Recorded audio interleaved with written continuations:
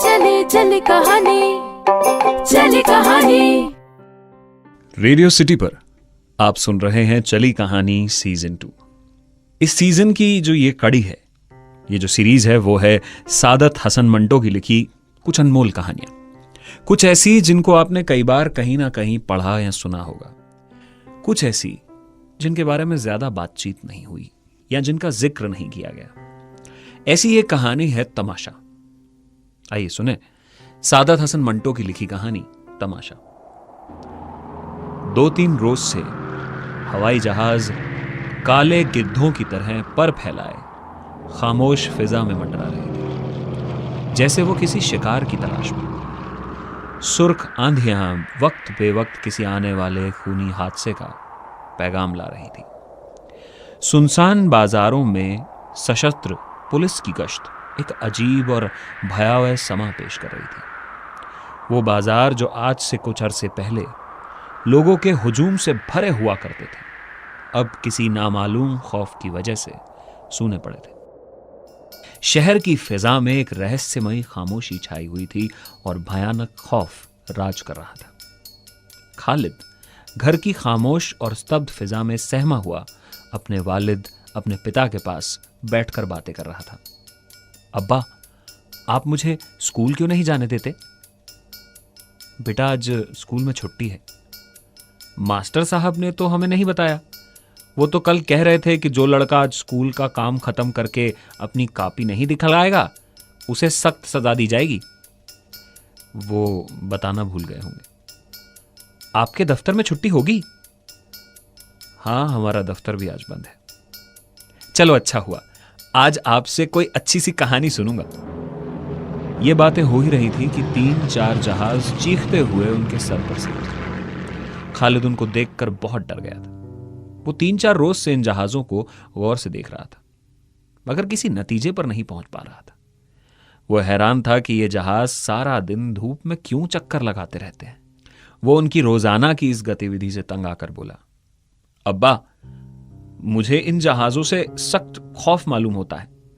आप इनके चलाने वालों से पहले कह दें कि वो हमारे घर से ना गुजरा करें। खौफ? कहीं पागल तो नहीं हो गए खालिद? अब्बा, ये जहाज बहुत खौफनाक हैं। आप नहीं जानते, ये किसी ना किसी दिन हमारे घर पर गोला फेंक देंगे। कल सुबह मामा अम्मी जान से कह रहे थे कि इन जहाज वालों के पास बहुत से गोले हैं। अब्बा, अगर उन्होंने इस किस्म की कोई शरारत की ना, तो याद रखें मेरे पास भी एक बंदूक है, वही जो आपने मुझे पिछली ईद पर लाकर दी थी। खालिद के अब्बा ने अपने लड़के के गैर मामूली साहस पर हंसते हुए कहा, मामा तो पागल हैं। मैं उनसे दरियाफ्त करूंगा कि वो घर में ऐसी बातें ना किया करें। इत्मीनान रखो, वो ऐसी बात कभी नहीं करेंगे। अपने वालिद से रुखसत होकर खालिद अपने कमरे में चला गया और हवाई बंदूक निकालकर निशाने लगाने का अभ्यास करने लगा, ताकि किसी रोज हवाई जहाज वाले गोले फेंकें तो उसका निशाना न चूक जाए और वो पूरी तरह से बदला ले सके। काश प्रतिशोध का यही नन्हा जज्बा हर शख्स में पैदा हो पाता। इसी अरसे में जब एक नन्हा बच्चा अपना बदला लेने की फिक्र में डूबा हुआ तरह तरह के मंसूबे बांध रहा था, घर के दूसरे हिस्से में खालिद के अब्बा अपनी बीवी के पास बैठे हुए मामा को हिदायत दे रहे थे कि वो आगे से घर में इस तरह की कोई बात न करे जिससे खालिद को डर लगे।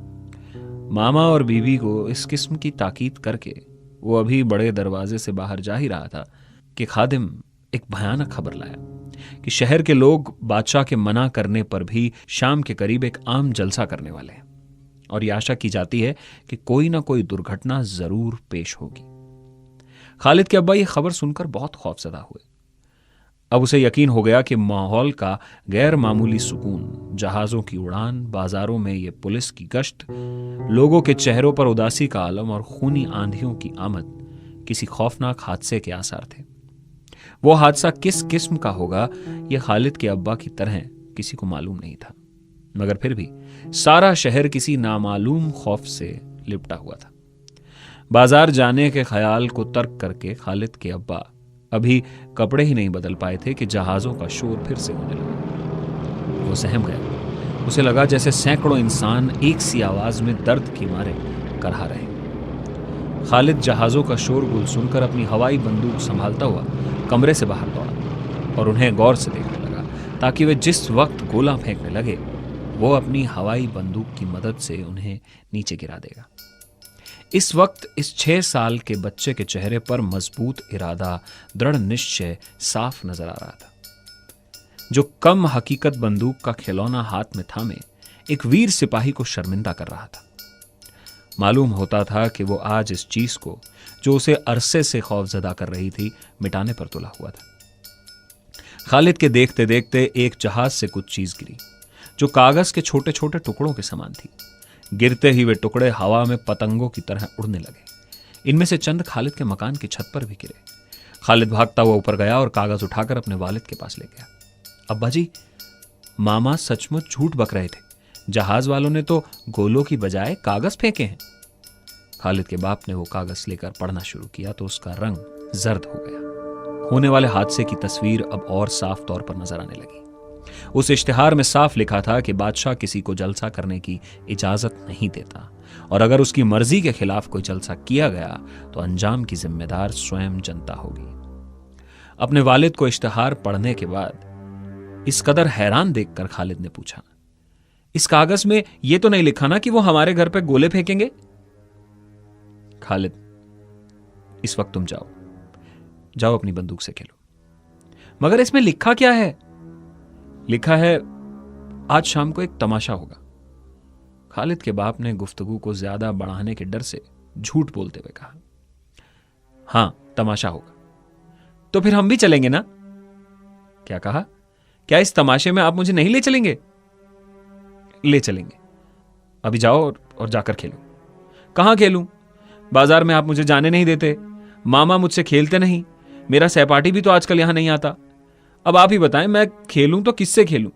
शाम के वक्त तमाशा देखने तो जरूर चलेंगे ना? किसी जवाब का इंतजार किए बगैर खालिद कमरे से बाहर चला गया और अलग अलग कमरों में आवारा फिरता हुआ अपने वालिद की बैठक में जा पहुंचा, जिसकी खिड़की बाजार की तरफ खुलती थी। खिड़की के करीब जाकर जब वो बाजार को देख रहा था तो क्या देखता है कि बाजार में दुकानें बंद हैं, मगर आना जाना जारी है। लोग जलसे में शामिल होने के लिए जा रहे थे। वो सख्त हैरान था कि दुकानें क्यों बंद रहती हैं। इस मसले के हल के लिए उसने अपने नन्हे दिमाग पर बहुत जोर दिया, मगर कोई नतीजा ना निकल सका। बहुत सोच विचार के बाद उसने सोचा कि लोगों ने ये तमाशा देखने की खातिर जिसके इश्तिहार जहाज बांट रहे थे, शायद इसीलिए दुकान बंद रखी है। अब उसने ख्याल किया कि वो कोई निहायत ही दिलचस्प तमाशा होगा जिसके लिए पूरा बाजार बंद है। इस ख्याल ने खालिद को बहुत बेचैन कर दिया और वो उस वक्त का बेसब्री से इंतजार करने लगा जब अब्बा उसे तमाशा दिखाने ले चलेंगे। वक्त गुजर गया। वो खूनी घड़ी करीब आ रही थी। तीसरे पहर का वक्त था। खालिद, उसका बाप और मां सहन में चुप बैठे एक दूसरे की तरफ खामोश निगाहों से देख रहे थे। हवा सिसकियां भरती हुई चल रही थी। तड़तड़ की आवाज सुनते ही खालिद के बाप के चेहरे का रंग कागज की तरह सफेद हो गया था। जुबान से मुश्किल से इतना ही कह सका, गोली। खालिद की मां डर के मारे एक शब्द भी मुंह से न निकाल सकी। गोली का नाम सुनते ही ऐसा मालूम हुआ जैसे उसकी छाती में गोली उतर रही है। खालिद इस आवाज को सुनते ही अपने वालिद की उंगली पकड़कर कहने लगा, अब्बा जी चलो चलें, तमाशा शुरू हो गया है। कौन सा तमाशा? खालिद के बाप ने खौफ को छिपाते हुए कहा, वही तमाशा जिसके इश्तिहार आज सुबह जहाज बांट रहा था। खेल शुरू हो गया है, तभी तो इतने पटाखों की आवाज सुनाई दे रही है। अभी बहुत बाकी है, तुम शोर मत करो। अब जाओ मामा के पास जाकर खेलो। खालिद ये सुनते ही बावर्ची खाने की तरफ रवाना हो गया, मगर वहां मामा को न पाकर अपने वालिद की बैठक में जाकर खिड़की से बाजार की तरफ देखने लगा। बाजार आमोदरफ्त बंद हो जाने की वजह से साएं साएं कर रहा था। दूर फासले से कुत्तों की दर्दनाक चीखने की आवाजें सुनाई दे रही थी। कुछ क्षणों के बाद इन चीखों में इंसानों की दर्दनाक आवाजें भी शामिल हो गईं। खालिद किसी को कराहते सुनकर बहुत हैरान हुआ। अभी वो इस आवाज की जुस्तजू के लिए कोशिश कर रहा था कि चौक में उसे एक लड़का दिखाई दिया जो चीखता चिल्लाता भागता जा रहा था। खालिद के कमरे के ठीक सामने वो लड़का लड़खड़ा कर गिर गया और गिरते ही बेहोश हो गया। उसकी पिंडली पर गहरा जख्म था जिससे फव्वारों की तरह खून निकल रहा था। यह दृश्य देखकर खालिद बहुत खौफजदा हुआ। भागकर अपने वालिद के पास आया और कहने लगा, अब्बा अब्बा, बाजार में एक लड़का गिर पड़ा है, उसकी टांग से खून निकल रहा है।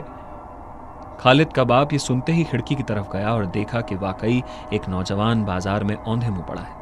बादशाह के खौफ के कारण किसी में इतना साहस नहीं था कि उस लड़के को सड़क पर से उठाकर सामने वाली दुकान की पट्टे पर लेटा दे। अब्बा, इस लड़के को किसी ने पीटा है। खालिद का बाप हां में सर हिलाता कमरे के बाहर चला गया। अब खालिद कमरे में अकेला रह गया। वो सोचने लगा कि इस लड़के को इतने बड़े जख्म से कितनी तकलीफ हुई होगी, जबकि एक दफा उसे चाकू चुभने से ही तमाम रात नींद नहीं आई थी। उसका बाप और उसकी मां तमाम रात उसके पास बैठे रहे थे। इस ख्याल के आते ही उसे ऐसा मालूम होने लगा जैसे वो जख्म खुद उसकी पिंडली में है और बहुत तेज दर्द कर रहा है। वो एकदम से रोने लगा। खालिद के रोने की आवाज सुनकर उसकी मां दौड़ी दौड़ी आई और उसे गोद में लेकर पूछने लगी, मेरे बच्चे क्यों रो रहा है? अम्मी, उसे किसी ने मारा है।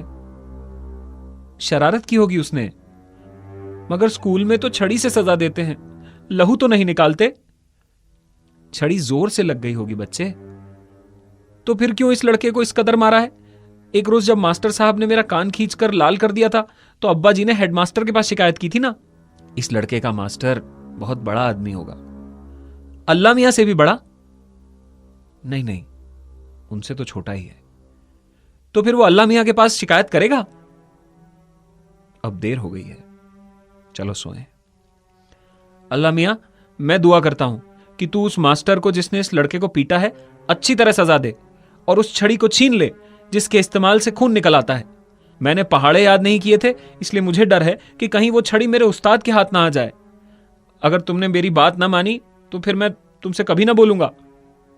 सोते वक्त खालिद दिल में बस यही दुआ मांग रहा था।